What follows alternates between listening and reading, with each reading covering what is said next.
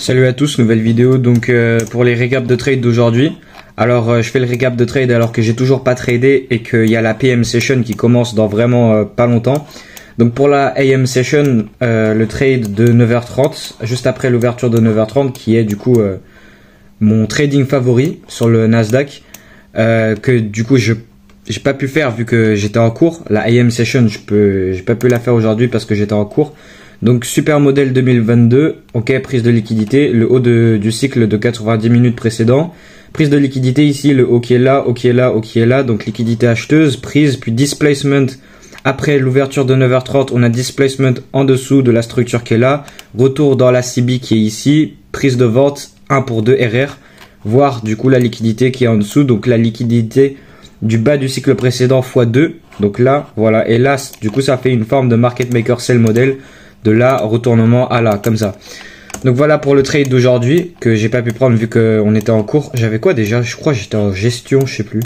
Parce que je suis en STMG là, pour ceux qui se demandent, parce que j'en ai vu des fois dans les commentaires là. Oui, je suis en cours, ok, j'aimerais bien me barrer, mais mes parents, ils veulent que je reste en cours. Donc là, on a la session PM qui commence. Le prix, il a dip, il a pris le bas du cycle précédent et le bas du cycle précédent x2. Donc cette liquidité vendeuse, on est venu dans une PDA Array à gauche du graphique qui se représente globalement par ça là, cette zone. Donc vous voyez, il y a la ligne verte en haut et il y a la ligne verte en bas qui sont deux niveaux clés. Ok, là je fais juste une zone pour que vous puissiez les voir parce que vu qu'ils sont fins, je sais pas si vous les voyez en vidéo. Donc là ce qui se passe, vous voyez, c'est super. Là ici on a la préparation d'un potentiel market maker buy model. Pourquoi? Parce qu'on a côté de gauche. Ok, et là on revient dans une fair value gap baissière en la respectant. Et si là on aurait une fermeture de corps de bougie, si là on ferme au-dessus de cette fair value gap baissière qui est ici, en du coup prenant le haut le plus haut de la bougie qui a respecté, parce que là du coup on n'a pas de fermeture de corps de bougie qui ferme au-dessus de cette fair value gap baissière. Et là après on repousse à la baisse, donc là on la respecte. Si là le prix il viendrait remonter et là on a fermeture de corps de bougie qui ferme au-dessus de la ligne de la zone violette, bah là, cette fair value gap baissière, elle devient quoi? Une fair value gap inversée, et c'est mon modèle fair value gap inversée. On pourrait peut-être trouver une SMT avec le Nasdaq et vu que là on est sur le Nasdaq, une SMT divergence avec le Dow Jones ou le S&P 500. Après ça dépend. Du coup je verrai pour ça. Donc là, potentiel market maker buy model qui se prépare. Donc là je fais cette vidéo, j'ai pas fini de trader, mais là c'est l'heure où je peux faire la vidéo parce qu'après il est tard et j'aime pas faire les vidéos tard. Donc voilà, je vous explique le setup de 9h30 d'aujourd'hui que j'aurais vraiment pris. Genre ce setup là, je le prendrai à tous les coups, qu'il soit gagnant ou perdant ou pas. Là on a quoi? On a vraiment le modèle 2022, il est là, il est présent. Et puis sur le Dow Jones, alors la session AM aujourd'hui, après 9h30 et toute la session AM c'était absolument nul. Donc ça veut dire quoi? Potentiellement la session PM va se préparer à être bien. Là qu'est-ce qui se passe? On a une très jolie courbe de gauche. On a le nouveau haut historique qui est fait aujourd'hui ici à 1024. Et là le prix il est en train de dip. Ici on a une PDA Array ici en bas. Donc si le prix s'arrêterait dans cette PDA Array, il me donne mon modèle de retournement. Bah j'achète pour du coup faire un market maker buy model avec tout ça. Donc tout ça étant le côté de gauche. Puis arriver dans cette PDA Array, ou alors même s'il n'arrive pas dedans, mais je pense qu'il y a des très fortes chances qu'on arrive dedans. Ici on a 1300 qui est juste donc là on est à 1247, donc 1300 c'est dans pas longtemps. Ok les gars, donc j'ai pris un trade et j'ai pris une perte. Donc tentative d'un market maker buy model, je vous explique. Donc là le prix il gravite à la baisse, enfin il baisse vers cette PDA Array que j'ai sur les temporalités plus grandes. Donc si je pars sur les heures, ici on a quoi? On a cette fair value gap haussière, cette BC sur lequel le prix s'est arrêté et a réagi. En plus de ça, on avait le consequent encroachment d'une TAPDA que j'ai. Donc elle retrace depuis longtemps et je vous l'ai expliqué dans des vidéos précédentes. Donc là on a le plus haut, le quadrant numéro 1, le 50%, donc le milieu qui s'appelle aussi le consequent encroachment. Du coup, logique. Et le quadrant du bas. Donc là, on avait le prix qui s'arrêtait parfaitement sur le 50% de cette TAPDA, plus du coup cette fair value gap haussière qui est là. Là, voilà, sur le 1 heure. Donc là, on a une fair value gap haussière. Donc là, je retourne sur le 5 minutes. Donc là, voilà, le prix s'arrêtait dessus. Pas de fermeture de corps de bougie qui ferme en dessous de la zone grise, qui est du coup ma PDA Array à gauche du graphique et sur les temporalités plus grandes. qui est mon niveau de support, plus on a du coup mon niveau clé qui est du coup ce niveau vert. Ensuite après ça, qu'est-ce que je voulais? Je voulais trouver mon modèle de retournement pour ensuite faire la smart money reversal de ce market maker buy model. Et donc côté de gauche retournement, puis côté de droit pour venir viser les liquidités acheteuses. Donc maintenant sur le 1 minute. Donc là regardez ce qui se passe. Donc on avait parlé de la fair value gap baissière qui est là-dedans, qui est importante uniquement après. Là ce qui se passe c'est que le prix il part plus bas. Donc là on fait un plus bas qui est plus bas que lui. Donc là on prend la liquidité vendeuse qui est en dessous de ça. On vient dans ma zone, mon niveau de support, quoi, cette zone grise qui est mon niveau de support. Ok, on la respecte bien. Aussi, on rejette ce niveau vert, donc ce niveau clé vert. On part à la hausse et là, on a une order block. Donc là, cette order block, on la respecte. Ensuite, on part à la baisse et qu'est-ce qui se trouve en dessous de cet order block? Maintenant, on crée une fair value gap haussière ici, là. Le prix s'arrête dessus, il trouve support, il trouve support, il trouve support, il trouve support, il trouve support. Pas de fermeture de corps de bougie qui ferme en dessous du bas de cette fair value gap haussière, donc cette zone rose. Et le prix, il revient du coup dans l'order block. Donc là, en gros, il y a une compression. Ce qui se passe, c'est qu'il y a une compression. Le prix, il trouve résistance à l'intérieur de la zone bleue qui est une order block. Et il trouve support dans cette fair value gap haussière.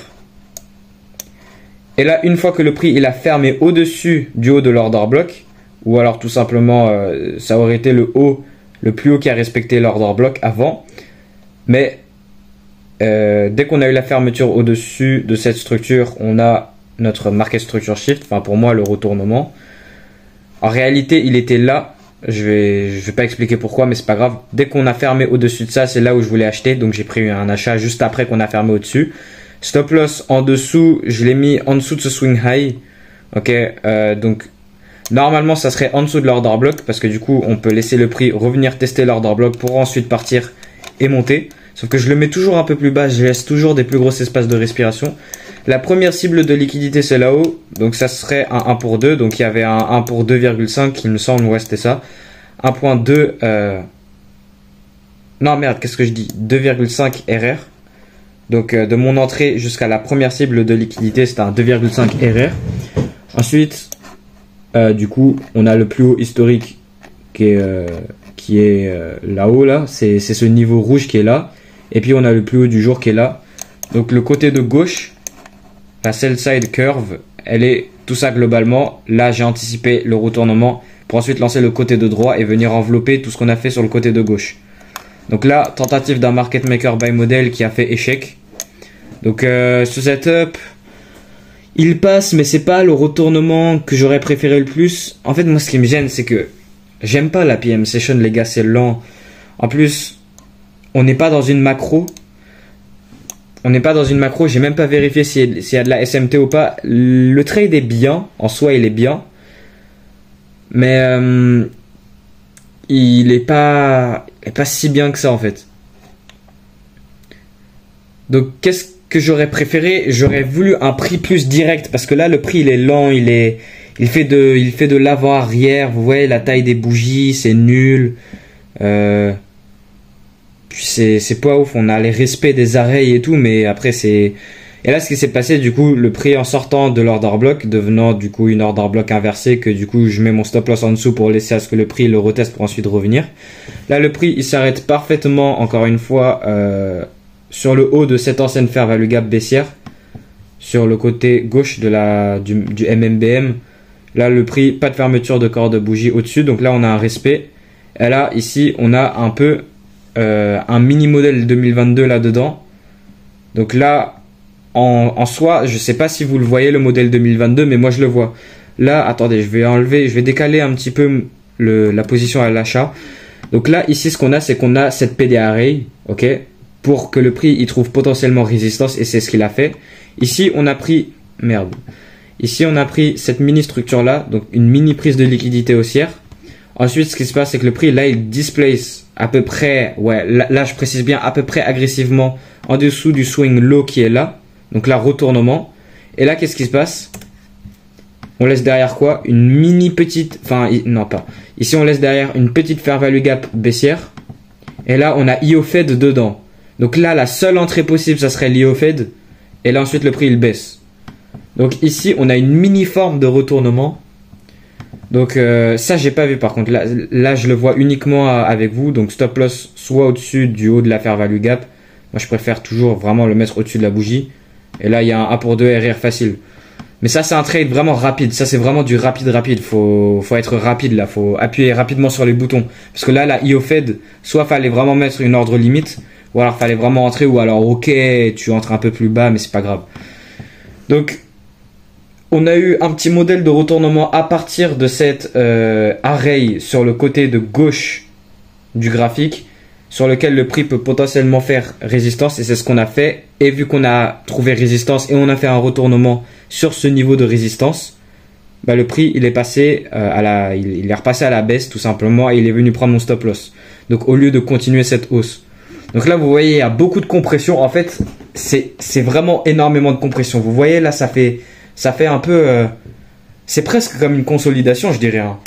Alors que moi mes retournements mes retournements normalement sur les market maker modèles c'est rapide. Genre moi ce que j'aurais vraiment voulu voir c'est là du coup. Là ici on a l'order block. Là le prix il vient dans cet array. Il respecte l'order block. Là il respecte la BC. Et juste après là maintenant il casse l'order block. Il reteste l'order block. Et là après il part. Vous voyez.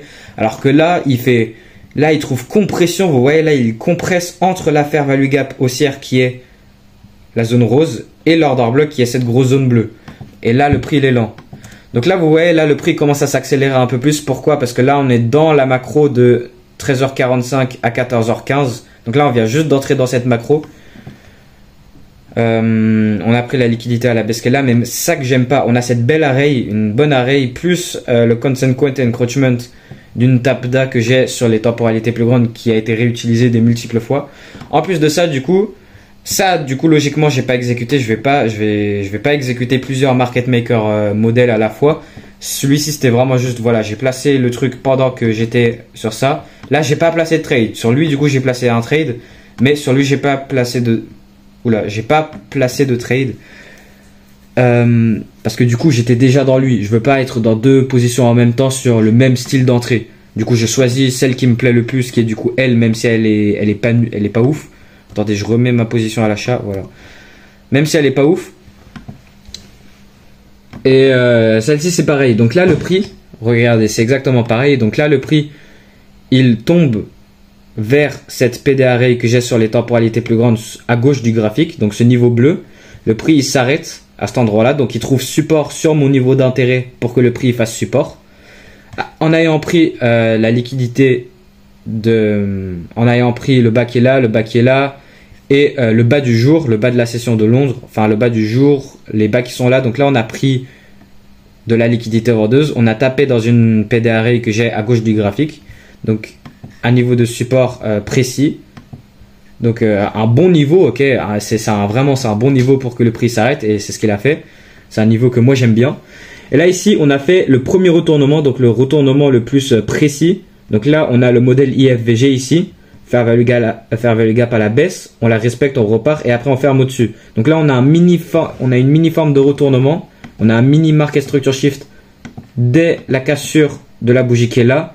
Mais moi je préfère avoir des trucs un peu plus global. Donc là déjà on a cette autre fair value gap baissière ici sur laquelle on a fermé au-dessus. Ok. Sauf que là ce qui se passe, le prix il redescend. Là il ferme en dessous de ce qui serait maintenant cette fair value gap inversée. Là il ferme en dessous, donc ça c'est pas ouf. Mais il tape dedans cette fair value gap haussière qui est là. Et là maintenant il consolide. Vous voyez, là maintenant il est en train de réutiliser la fair value gap inversée ici, ici, ici. Donc là maintenant il est en train de compresser entre la fair value gap haussière et cette fair value gap inversée. Donc là il compresse. Et là maintenant il sort, il ferme au-dessus de la structure qui est là. Donc mon vrai retournement global, même si le premier il serait là-dedans, donc ça serait là. Là on ferme au-dessus. Donc là dès qu'on reteste le niveau quoi, ou alors même donc là le prix il est revenu dans cette fair value gap inversée là-dedans. Et là ça serait achat, enfin ici, n'importe où. Stop loss en dessous de la structure qui est là, enfin à peu près là quoi. Et là première cible de liquidité acheteuse, premièrement là, puis là, et puis le plus haut historique qui s'est fait à 14h30. 14h30 et là on a fait un petit retournement. Donc là le prix il est revenu dans cette fair value gap inversée. Là-dedans, et là ça serait achat, enfin ici, n'importe où. Stop loss en dessous de la structure qui est là, enfin à peu près là quoi. Et là première cible de liquidité acheteuse, premièrement là, puis là, et puis le plus haut historique qui s'est fait à à 1024. Là. Et là, le prix, il est parti au SL. Donc ça, c'était plus un trade mental, un trade... genre, c'est un deuxième setup, mais celui-là, il est plus basse qualité. Surtout, moi, ce que j'ai pas aimé, c'est que du coup, on réutilise la fair value gap inversée. Mais là, on a fermé en dessous. Ok, on a tapé dans la BC, cette fair value gap haussière qui est là. Mais j'ai pas aimé. Donc, la qualité du price action aujourd'hui, j'ai vraiment pas aimé. Je vous le dis, aujourd'hui, j'ai pas aimé. C'est moche. La AM session sur le Dow Jones, il y avait absolument rien du tout aujourd'hui, alors que presque tous les jours, il y a des bons trucs. Là, cette PM session, elle est vraiment... ça fait de l'avant-arrière, quoi. On est d'accord, ça fait de l'avant-arrière, c'est nul. C'est pas direct, c'est indirect.